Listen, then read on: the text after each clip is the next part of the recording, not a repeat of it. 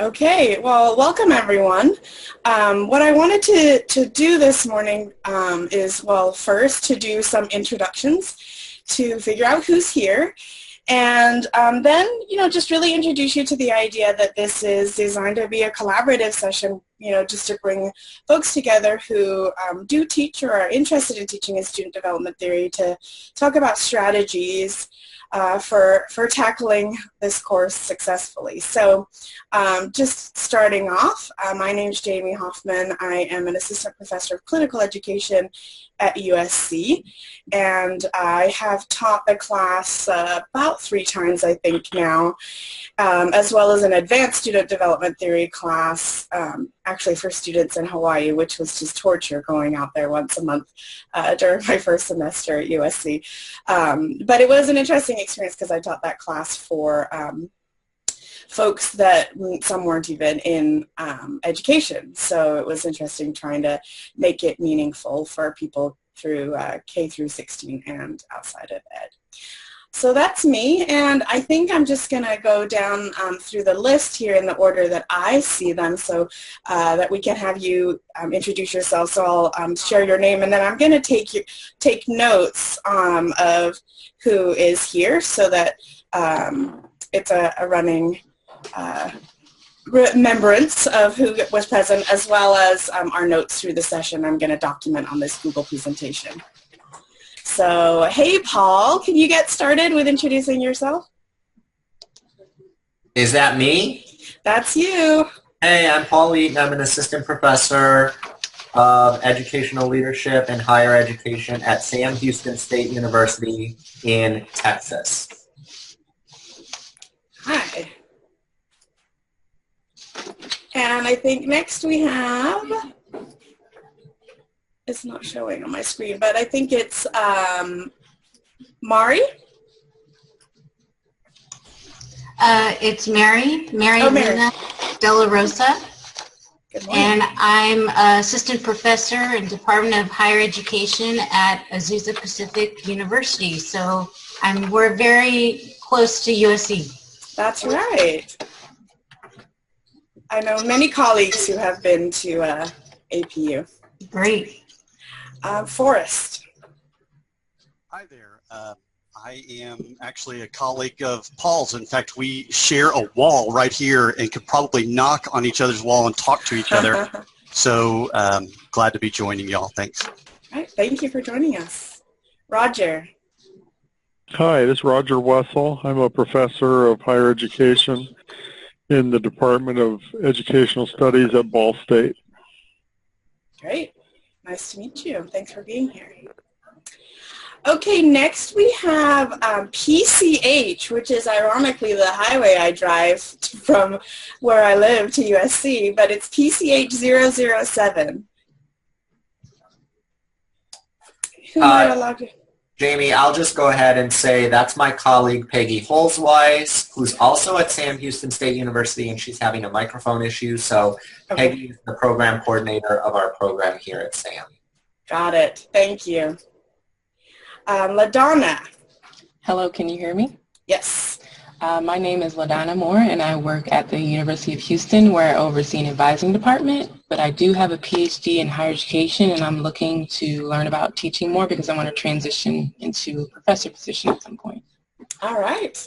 All right. Thanks for being here. And Shannon? Hi, my name is Shannon Dean, and I teach at Texas State University, and I'm here because I teach theories, and I'm excited to be a part of this conversation. Great, thank you. And Liz? Good morning, I'm Liz Broughton, Professor of Educational Leadership, Eastern Michigan University, Higher Education Coordinator. Great, thank you for being here. Stephen?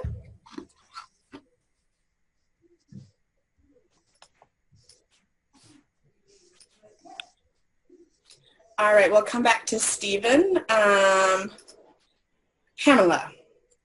Hello, can you all hear me? Yep, we can hear you. I'm Pamela Larday. I actually did not intend to put doctor up there because I wasn't trying to like flaunt my credentials. Oh, it's okay. I don't know how that happened. But my name is Pamela Larday. I'm Associate Professor of Research and Higher Education at Mercer University. I'm a product of Azusa Pacific University. So hello, Mary. And I teach. Hi there. What university are you at again? I'm sorry, I missed that. Mercer University in Atlanta. Mercer. Okay. Thank you. Mm-hmm. And Krista. Howdy, this is Krista Bailey. I'm at Texas A&M University. I'm a clinical associate professor and the director of the SAHI program. I missed your university again as well. Sure, that's okay. Texas A&M. Texas A&M, thank you. And I'm going to share this Google Doc with you all in the chat box if I have access to that, so that you can add in your last names as well. I realized as I was typing that would be easier. So, and let's hear now from Monica. Hi. Hi. Monica Burke from Western Kentucky University. All right. Okay. Oh, not Kentucky.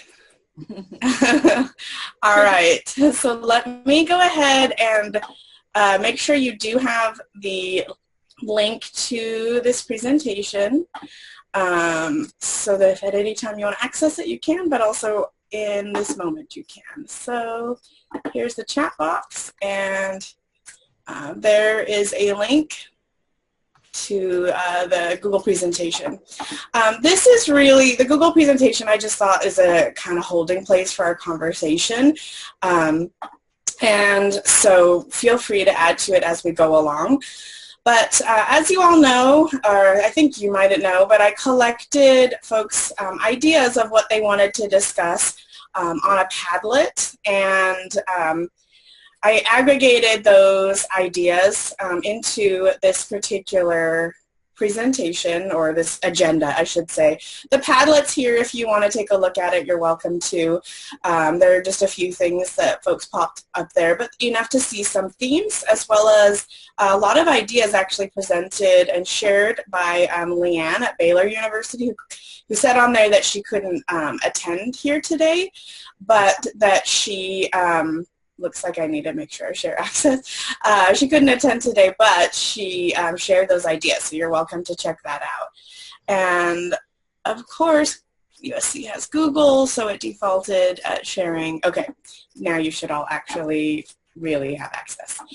Okay, so as far as the topics to discuss, based on what was shared on the Padlet, looks like there's interest in discussing the texts that are used in the class, the assignments that are given, and how folks are distributing theory out over one semester, which I say with a big gulp because that's something we're struggling with, especially when I'm sure the same as all of you, when I took theory when I was in my master's program, the book was half the size. So there's a lot more that we've come to understand, and how are we covering that? The next thing for us to discuss is what strategies you use for helping students really put theory to practice, so they can go beyond this idea of regurgitating information and telling you what a theory is, but can they really apply it in the workplace? And then there was comments about talking about reading, as far as determining how much is too much, and then how do you hold students accountable for their reading. And then the last thing that I wanted to share is the opportunity to just really seamlessly share your syllabi. So I'll share this link again at the end, but if you click on the link that takes you to the Padlet, you can see that if you double click anywhere on the wall here, it gives you the opportunity to, you could add a video of yourself talking about your syllabus or a picture, but really it'd be great if you could add, if you feel comfortable doing that, you could click on this file and you can add a file from either the web or your desktop. But then I just thought that would be a nice one-stop shop to aggregate any syllabi or resources you're willing to share. And then we'll also make sure that these are put in our NASPA faculty resource library. All right, so those are the topics at this time that we had identified as things that we wanted to talk about. Is there anything else that we want to make sure and make time for?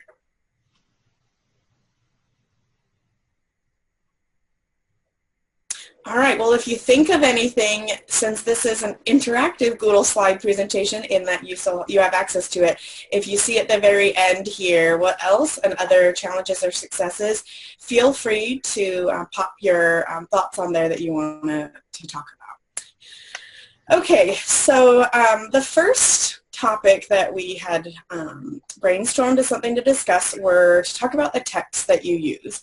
So you'll see I got started here by typing in what I used on each of these slides, and as you share, I am going to take notes, but don't feel like the discussion has to be sort of stifled by me making a list. I mean, it can be something that obviously is organic, and we talk about the benefits of each. So for instance, I use the patent, right, formerly the Evans text, and supplement it with primary source articles, primarily when we're talking about the racial and ethnic identity development theories, because I feel like the patent text is really thin in that area, and I like giving the students an opportunity to look at the primary source article.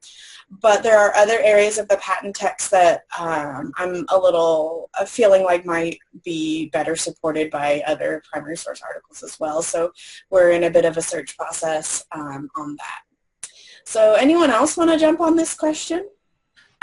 This is Pamela, and I just wanted to comment on the patent book. I use that one as well. But what I've found, I don't know if you've seen the 3rd edition, it seems like it's really enhanced a lot of the theory. It's thrown in a whole lot of theories that weren't in it before. Yeah. Particularly with racial identity. And so I really like the improvements that they've made in this particular version. I'm teaching it for the first time with this new book this semester, and I really like it. I mean, well, I've taught it in previous semesters, but with this version, and I like it. Yeah, I definitely like some of the additions. Anyone else? Hey, this is Paul. So I have 3 books I would suggest that I use in various courses. One is there's a new Directions for Student Services book that just came out this past fall, Critical Perspectives on Student Development Theory. I think that offers some good counterpoints to some of the things that are brought up in the patent text. Terrell Strayhorn also has a book that came out from Rutledge last spring, which is it's got some different theories in there. It talks more about, there it is, theoretical frameworks. And the 3rd book that I've used is actually a book called Intersectionality in Higher Education. Oh, interesting. And the reason I like that book is because it's more essays and it's more focused on how you can see student development theory playing out in terms of different issues within higher education. For example, classroom issues, access issues, things of this nature. And that's an edited book that I'll get the author and I'll send it to you in a second here. Okay, that'd be great. The author. Great. And do you piece together readings from each of those, Paul? Yeah, so depending on the topic that we're talking about, I'll pull things together. Oh, a 4th book that just came into my head is that book on New Perspectives on Racial Identity Development. Do you know that book? Mm-hmm. I think that is a good book to use if you're talking specifically about racial identity theory and some of the history around that. So yeah, I'll just pick and choose things from there, depending on what I think is most critical for our students to be reading. Great. And do you all have multiple sections of the same class? Well, we don't have a student development theory course separate. So we integrate student development theory in our various courses. Oh, so interesting. I talk about certain types of learning and cognitive theories in a student services course, In our diverse college students course, we might talk about more of the things around some of the social identity-based theories. So it's really, we have to think about how we do that differently here just because of the way our curriculum is structured. Okay, great. Well, I'm looking forward to hearing more about how that plays out. Anyone else want to share texts that they use? This is Mary, and I pretty much follow what you've done, Jamie, where I use the patent text with supplemental primary source articles. I also assign some of the books from Baxter Magolda on in self-authorship to supplement some of the major theorists, including Aston, and also we also use, I'm blanking on her name right now. We also use, oh my gosh. I'm sorry, I'm blanking on the name. I'll come back to that. But basically also to introduce kind of the pillars of the profession, as well as talking about student development theory. So we try to touch on everything in the time we have and give them a good overview. Big Questions, Worthy Dreams. That's the other book that we use. Oh, okay. And so we talk about racial ethnic development. I guess I would say that I really like the improvements too on Patton.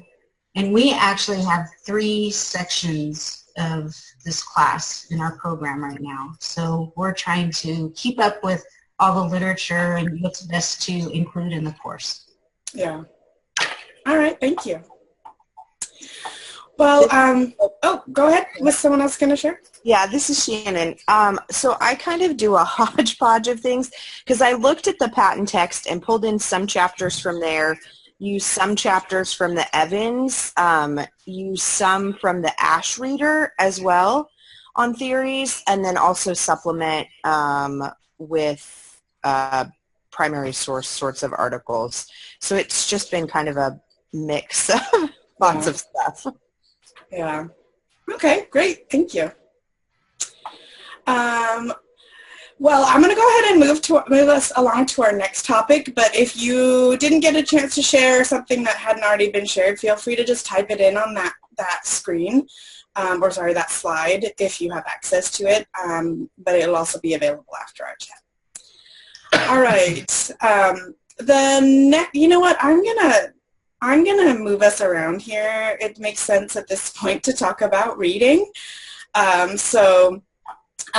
The question came up about how much is too much reading and how do you hold students accountable?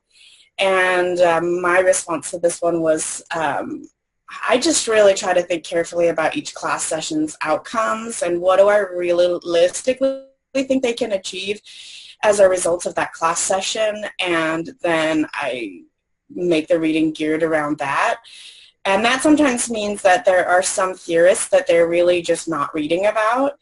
And I struggle with that personally because, you know, I'm like, well, they should still know this stuff. But I've had to kind of really think about whether do they really need to know this stuff. So that's been my approach on deciding how much is too much. That's something that we just continuously process and struggle with. So I'm imagining other folks feel the same way, but open now to hearing what your experiences are. How do you decide how much is too much?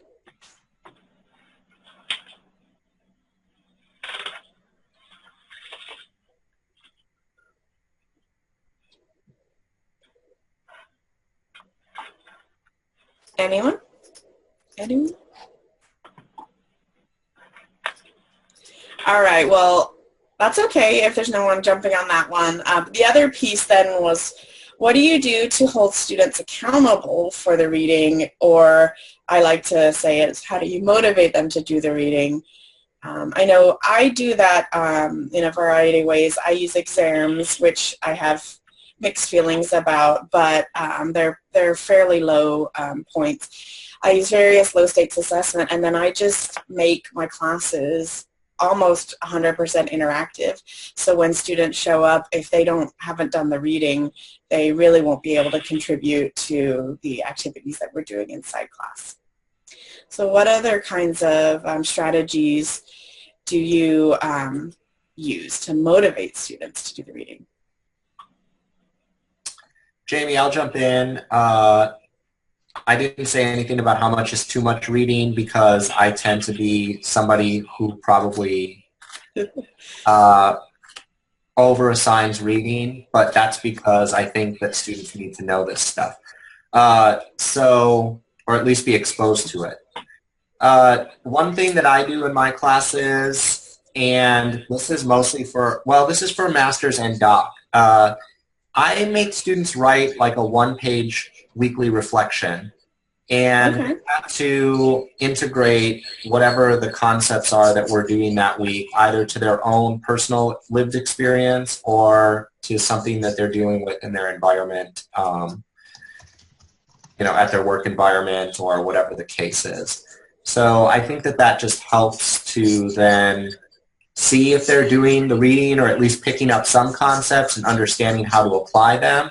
And I just make it a one-pager, single space, because, that way they also have to learn how to write succinctly, pare down these really complex topics into something that's manageable for me to grade as well. So I think that's helpful.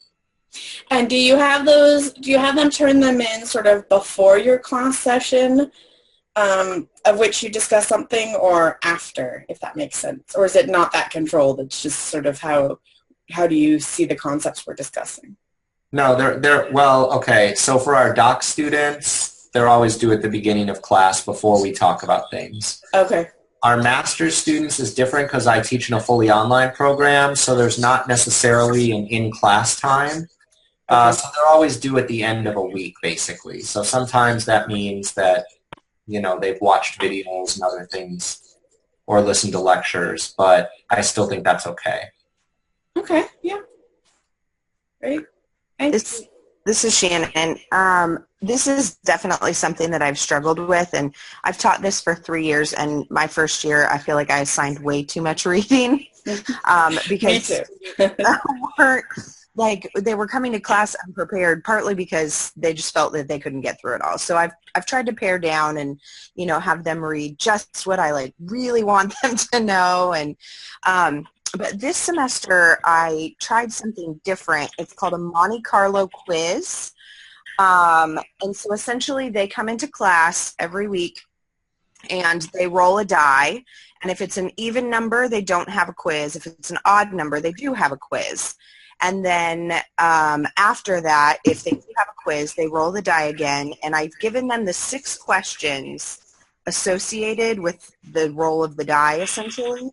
And it's just on a single note card, so they can't write much, but they have the questions in advance. And it's things like, what's the main idea? Argue one of the points, that kind of stuff. But I've found it, at least I think, it really helps. And that part of it could be the paring down as well. And you can Google Monte Carlo quiz. It wasn't something I invented. Other people have talked about it if it's something that you're interested in. But I feel like students holistically are at least coming to class more prepared. I don't love the idea of giving quizzes to them, but I have seen that at least is helping them come with main points to talk about and things like that. Okay. All right, great. That's fun. It makes me feel like, it's going to involve some sort of a casino, so that's always nice. All right. Anyone else want to share some ideas you have? I'm just curious if folks use any type of collaborative approach to consuming the material, of getting through the material, and rather than everybody reading everything, has anyone experimented with the collaborative approach to reading and having people sort of summarize and create summaries and maybe a annotated bibliography for their classmates, and what your experience has been like with that, if you have.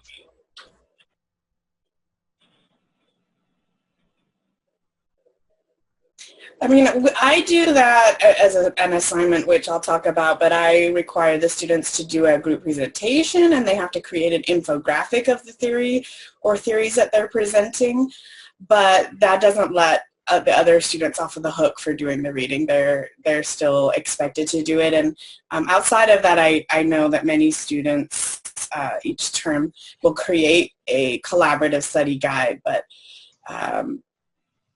I think that supports each other, but then they still are expected to do the reading themselves. Anyone else on the collaborative approach?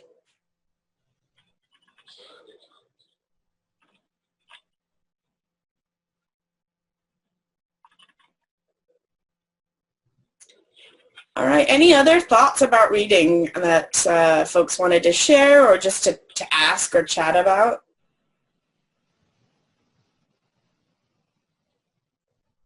I asked something in the group chat just because I'm curious, like on average or roughly, like how many chapters and or articles are people kind of assigning per week? I mean, are we talking like 5, 2, 7? I mean, if there is an average. That's a good question.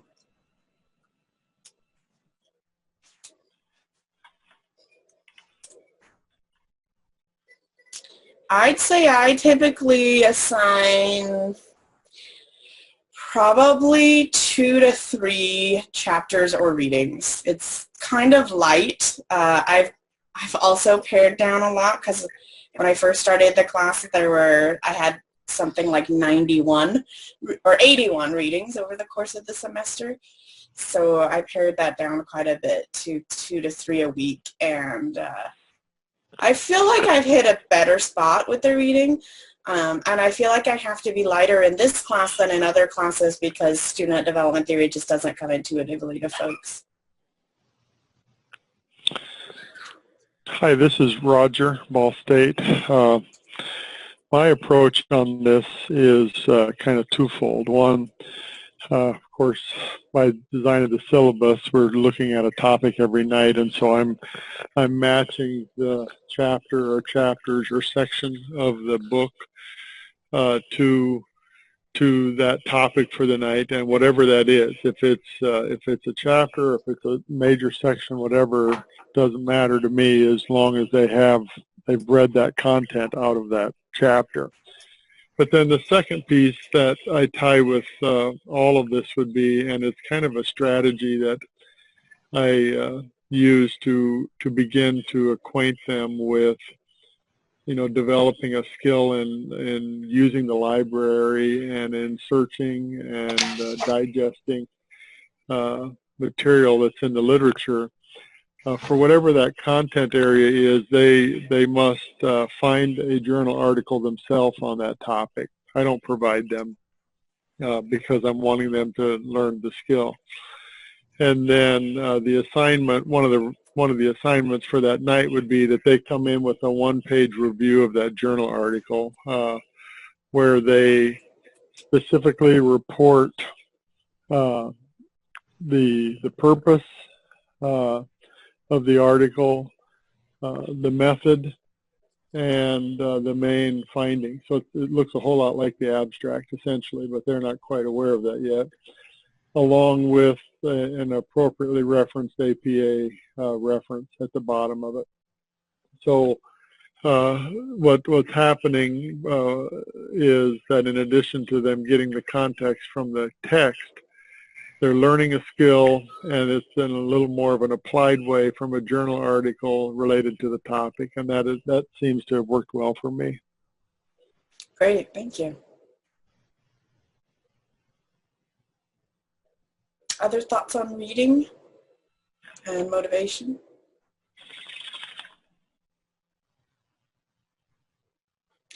Okay. well, we'll move on and come back if we, or you're welcome to come back to the slide if you want to and add anything on there. The next topic that I had for us to chat about was assignments. The three assignments that are the core ones that I've used are personal development reflections, which is similar to what Paul previously described that he has his students do, except I've done them more 2 to 3 page reflections at the culmination of studying a body of theories. So once we're done with studying psychosocial theories, I have them write a reflection on how they developed utilizing the psychosocial theories. And it's specifically their personal development, not necessarily what's going on in their environment. I used to do just one at the end of the semester, but that just they didn't seem to have developed the skill to basically apply the theory to their own lives, and so I transitioned it to 2 to 3 times, and that seemed to work really well. We also do a case study at on the last day of class, and they're not provided with any advanced information other than bring all of your materials, and they're given a case study and expected to use theory to inform it, obviously alongside a rubric. And then the last piece, which others may use, is that the students are put into groups and they do presentations of some of the theories, usually just about 5 of them, and they give a presentation, are expected to use some active learning strategies to engage their peers, and then they are expected to provide an infographic. And I thought I'd get a little pushback on the infographic because students in the past don't love my use of technology because it pushes them a bit, but the students have picked it up fairly easily, and they've created some beautiful infographics displaying theories or the theory that they were responsible for. So that's what I do. Other thoughts, other assignments. Paul mentioned the 1-page reflections. What other kinds of assignments do you have that seem to work well? I'll tell you another one, Jamie. So this semester, I don't know how it's going to work yet, but this semester I've decided to integrate a theory to practice paper, and basically what I had students do was pick a functional area in the profession that they're interested in working in, identify a particular problem in that area, and then pick a student development theory in order to develop an intervention that would potentially solve that particular issue in the area. So it's kind of hitting different things. Yeah. And those papers are due at the end of the term, so I'm going to see how that kind of works. Okay, yeah, that sounds interesting. This is Mary, and I did the personal development reflection too, but what I have them do is the first week of class, write up their growth and learning during college without theory, and then they turn that into me, and then by the end of the class, they turn in a second draft or a final draft with theory so that they incorporate what they've learned over the course of the weeks of the class, and they've chosen certain theories that resonate with them, and then they connect their college experience to the theories they've learned. Great. Thanks. Other ideas? Ball State. 2 things would be, I do a book review. I have students do a book review as an assignment, and depending upon the semester, if we have a full 16 weeks, we often will take one night of the semester kind of in an Oprah type setting to, away from the classroom, and students will actually share the books. Now that's not graded. The actual book review is, but it's been a nice break in the semester where we do something differently. So I've liked that. The other thing, we have team presentations, as I saw Jamie mentioned, and actually I have 2 grades come out of that. One of them would be a paper. In other words, they're building a paper on a cluster, and in a team. They build that primarily, focusing in usually on one theorist within the cluster. Then they share that with the class. Of course, I'm providing feedback separately, but they share that with the class as essentially the reading assignment for the next class where the team presentation takes place or the team lesson takes place. So it's 2 of 6 assignments that I have for the semester come out of the team presentation. Okay, great. Anyone else on assignments? I have a question. There was a section that you said we were going to discuss about how to apply it, theory to practice, and yes. So my answer to assignments kind of crosses into both. So I didn't Sure. know wait or No, that's fine now. Yeah. Okay. And this is Pamela again. What I do is I kind of split the class content in half between theory and practice. The theory part of it focuses, on all the theories, that we come across, and the practice part focuses on life coaching. And so I do a combination of life coach training, and I have a life coach training background, but I do a combination of life coach training and theory. And so the assignment that they have associated with that is that they are to work with a student, either on campus, or some people have chosen students in different locations, and they coach them for 3 sessions. And we do that at the last, it's only an 8-week term, which is challenging. But the last 3 weeks of class is when they do the coaching. And so because the weeks prior to that, I'm teaching coaching concepts as they intersect with the theories that we're talking about. Okay.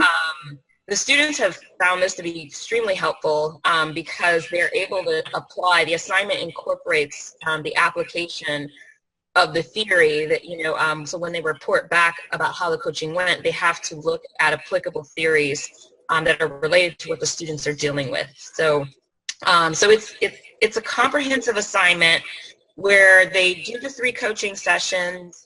They keep a log of how those sessions are going. They help the student identify a problem that they want to address. And I'm trying to think, I want to make sure I have everything here. They reflect on that experience and look at their challenges in terms of themselves, in terms of coaching. But the point is I want our students, when they are in practice, to be able to work with other students in whatever capacity they're in. I tell them about moments when I have people come into my office and suddenly I have to put on my coaching hat when I think we're here to talk about a paper. So I'm trying to arm students with what I didn't know was going to happen when I became a professional by giving them that experience of coaching. All right, great, thank you. And Pamela, you bring up a good point that really these topics do likely go hand in hand. But I wanted to make sure that we had time and space in case we wanted to emphasize anything. But given that they do go together, I'm happy at this time for anybody else to share assignments or your strategies for theory to practice. I realized as I was putting in my strategies that I just use a mixture of things in class as well as outside of class, which the outside are the assignments. So other ideas of folks, what you do to really encourage students to put theory to practice?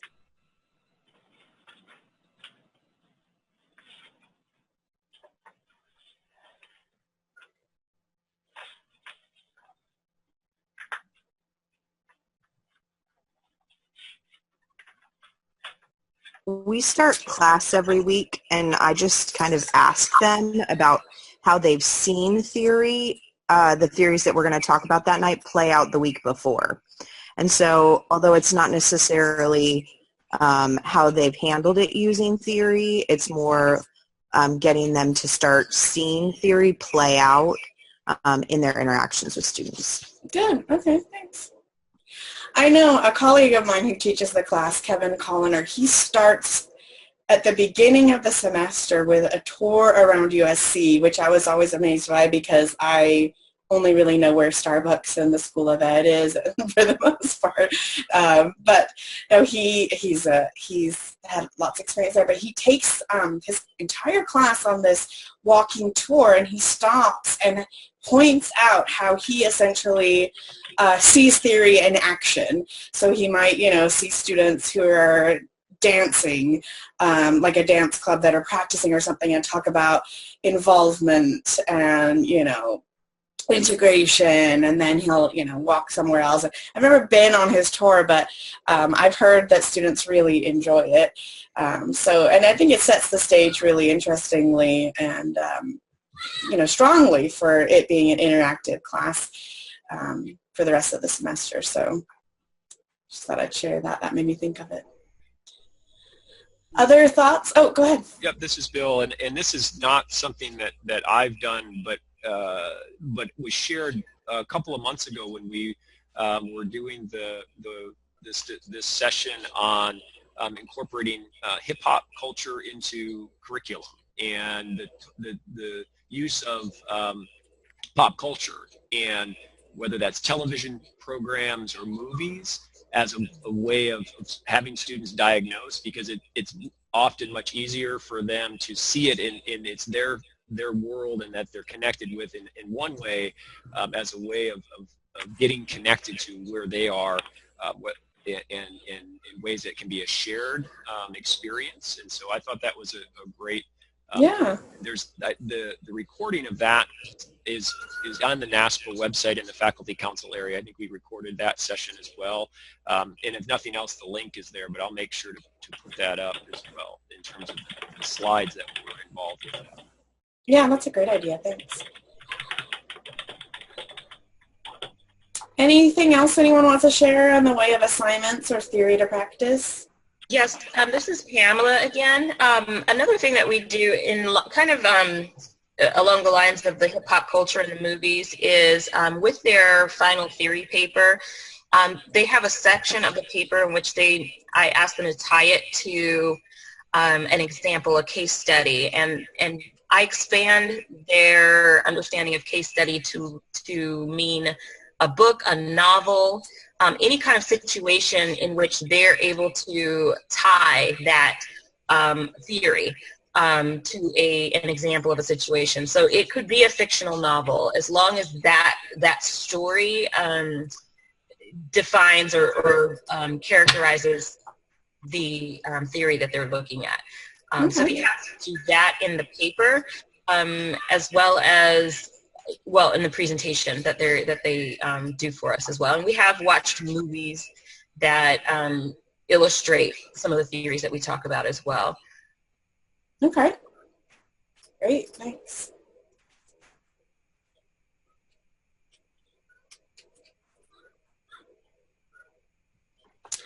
All right, we'll move on to the next topic. This one's a little bit, I think, more straightforward as far as sharing, but I'm curious how it's working for folks. And that is, how are you covering theory? So we have a one-semester student development theory class, and it's bulging at the seams. I think the students feel overwhelmed by everything we cover, and I kind of don't blame them. And I question if it is the best approach, because I see there being opportunities, especially with some of the social identity development theories, to integrate that into, we have what they call, our diversity class is called Politics of Difference, but it seems like that the conversations could be paired there. So it seems like there could be other ways to approach covering this. And Paul, I know, mentioned that you weave in theory throughout. So I'd love to hear you talk a little bit more about what that looks like and how you think that works for students and for faculty. Okay, I saw my name and I was like, oh, she just assumes I'm going to talk. I did. I assigned you. You know me, Jamie, so you know I love to talk. Perfect, yes. I'll tell you this. When I first got to my job at SAM, I thought it was strange that we didn't have a standalone student development theory class, and I didn't know how I would do it. But as a faculty member, I think I like this better now because it does help you to make it more contextually based for students, right? As opposed to it being just like this heavy theory-laden course where you spend the whole semester reading all this theory, but you can't actually apply it in any sort of practice. So in terms of like looking at social identity theories, of which there are a lot, that's a lot easier for us to do in our diverse college students course because we can really focus on how do you take these various theories and apply them to specific types of issues, concerns, or whatever that might come up in, around supporting students, around creating inclusive environments, things of this nature. Same with the, we cover like cognitive theory, learning theory, our intro to student services course. And so it allows me to, at least what I've done is it allows me to frame those types of theories in a discussion about, like the foundations of our professional practice, right? We're here to support student learning. We're here to, how do we create learning environments? And then we compare that with theory. So I think it makes a lot more sense to do it that way, actually, and I like it a lot better. I don't know what the student's experience with that is, but, maybe my other colleagues that are from SAM can talk about that. Yeah, that'd be great.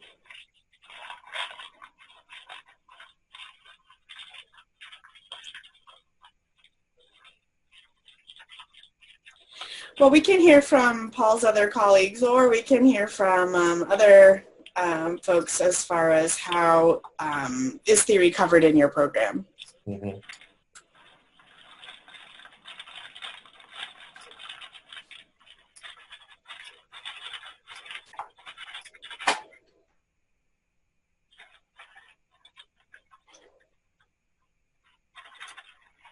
Does anybody have a model that's different than one semester?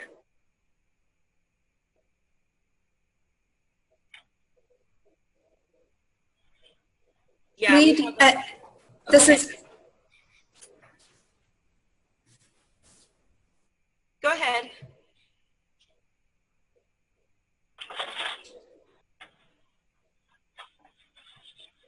Pamela, or I'm not sure who the other person was that was speaking, but let's start with Pamela.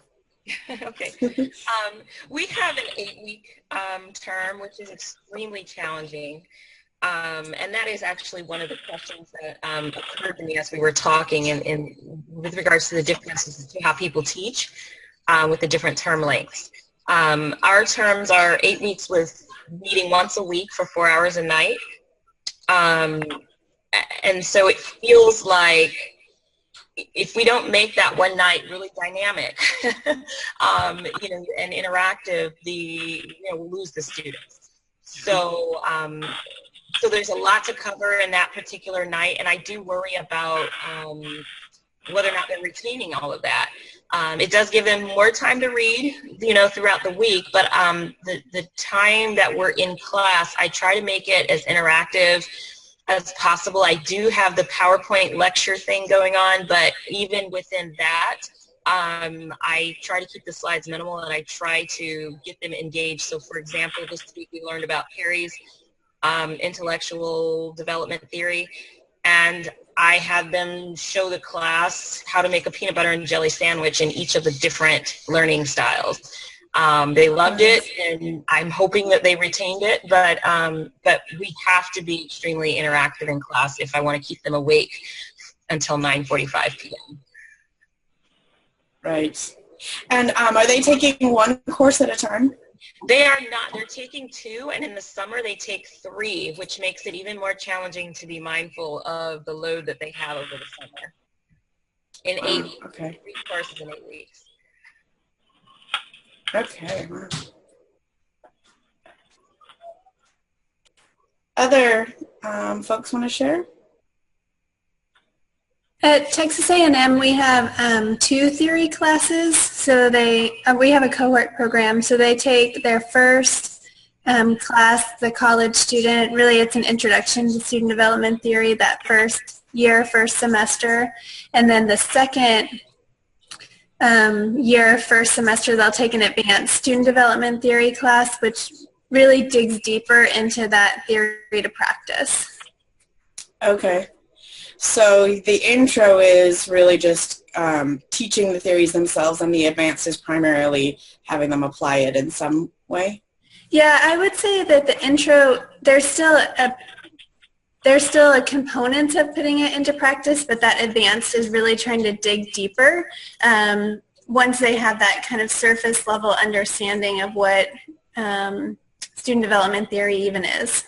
Okay, great, thanks. Okay, well, oh, sorry, go ahead. This is Bill, and one of the things that I do specifically with students that are doing a practicum, and I don't think we have this built in necessarily with all of our practicums, but I work with a specific population of our students who actually go in a classroom leadership class as a practicum or a field experience.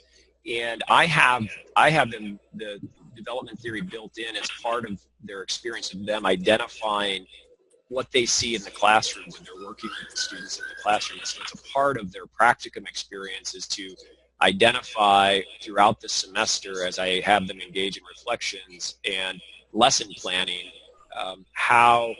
what theory they're seeing, what are they witnessing, how they diagnose and see where theory's playing out and can help them inform their lesson planning in class. And so I think in terms of the theory to practice, their practicums, I think a lot of our programs require practicums or internships, is one of the best vehicles to transition that theory to practice space. Okay, great, thank you. All right, well, we've sort of got through all of the specific agenda items that I had set, but I wanted to provide a little bit of time before we close out to just talk about, is there anything that anybody wanted to just share as something that just you feel like you just would like to talk through, challenges, or something that you tried and just was really successful? I do have a question that I'd like to pose. This is Pamela again. When I teach the classes, so we have two campuses. Our main campus is in Macon, Georgia. Our graduate level campus is in Atlanta, and they're very different demographics. In Atlanta, you have a more progressive mindset. In Macon, it's very not so progressive. So when we teach the diversity, anything that has to do with diversity, racial identity development, sometimes there's a bit of a more of a challenge because the students are a little less receptive, or a lot less receptive, on our Macon campus. And so while I have worked in multicultural affairs and all of that, I still don't feel like I've mastered the best ways to get to students, or to teach against resistance when we're dealing with racial identity. So particularly, especially when we're teaching the white racial identity models, there's just a lot of resistance, and I'm just wondering if anybody has had any strategies that work really well. Good question.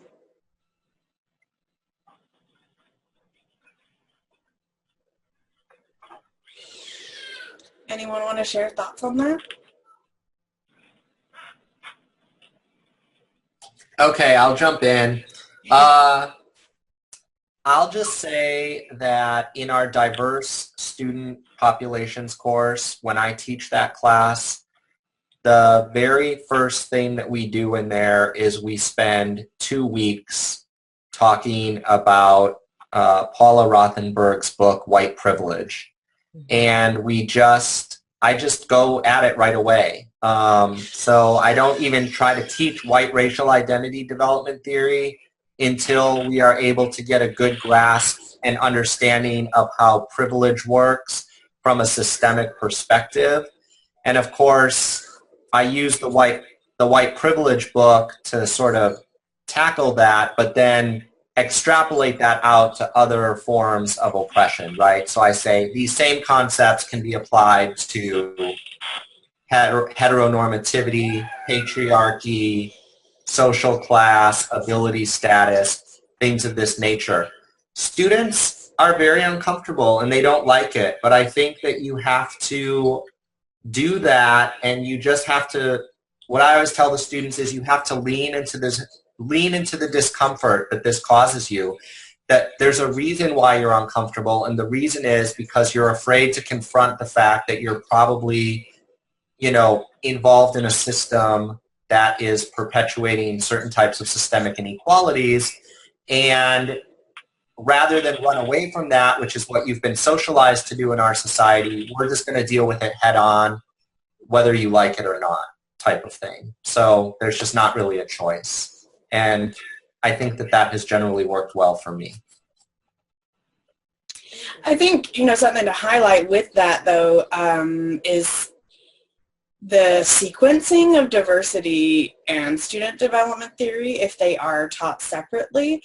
For instance, I sort of struggle with what you were describing in that the students that come to USC represent quite a variety of experiences and social identities, but some of them have like bachelor's degrees in something related to social justice, and they're very, or feminist theory, and they're very knowledgeable of these topics, and then some not at all. And so they take theory in their first term with me before they take our diversity class. And I have often struggled with whether or not that sequencing is appropriate and if it would be better for them, which I think it would be better for them to, if we're going to stick to this class structure, which I really like how Sam Houston does it, but if we're going to stick to the sequencing, it seems to make sense that they would first explore themselves before we go and really dig into these theories in the way that we do. But that's if you have control over sequencing, right? Yeah, and I think that's interesting because, you know, you do have to try to think about the types of students you have. And at least I've taught this course now 3 times, and I would say in all 3 cases, most of the students in my classes say they've never been exposed to this theory, they don't know anything about it, and they've never had to think about these issues. So, you know, we're dealing with a different type of student population maybe than that's coming to USC. So, yeah. Right. Yeah. Thank you. Yeah. Well, thank you for posing that question. I want to be respectful of everybody's time at this time, but I do really like this request on the screen about hearing in-class activities that you utilize that help students engage or reinforces the theories. And I wanted to, again, introduce this Padlet as a place to share those resources. For instance, I did a Padlet that I do use other tools other than Padlet, but it just also seems to work quite well. I did a Padlet at one time that I'm going to post in, and I did it in my theory class where I asked students to find an image. I had them do it in small groups, but I had them find an image that represented, maybe this is at rest schemas, and they were to find an image to represent each schema and then put them on the little chalkboard in the appropriate column. And that was just a different way to kind of get them beyond the whole just regurgitating what each schema means. But if they had to be able to synthesize their understanding in order to be able to identify an image, then that helped them to get to that next level of understanding. So I'll share that activity on this Padlet, but I invite others to share your activities on here as well. And I don't mind, spending a couple of minutes having everybody or anyone who wants to share just share something, an activity that comes to mind that you think has really worked. But I also want to acknowledge that we're at the 1 hour mark and folks probably have somewhere to go.